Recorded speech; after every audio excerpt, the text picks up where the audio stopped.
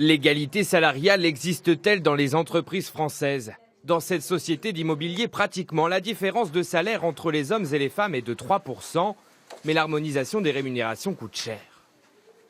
Sur 6 années, nous avons consacré environ 600 000 € à la réduction de ces inégalités. Une situation loin d'être répandue dans toutes les entreprises.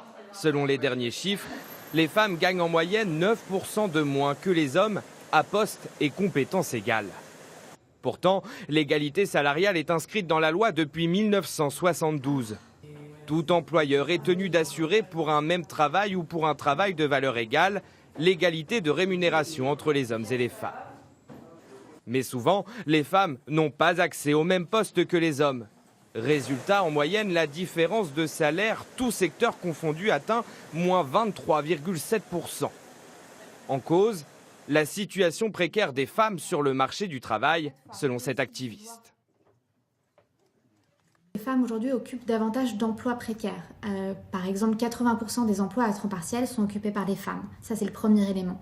Dans un second temps, on peut aussi dire que les femmes ont des postes à moins haute responsabilité et qui sont moins bien rémunérés.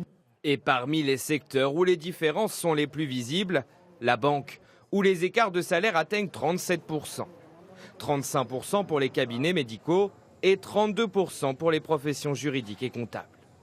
Des sanctions ont été mises en place pour les entreprises qui ne respectent pas l'égalité salariale, mais selon certains syndicats, seuls 0,2% d'entre elles ont été sanctionnées en 6 ans.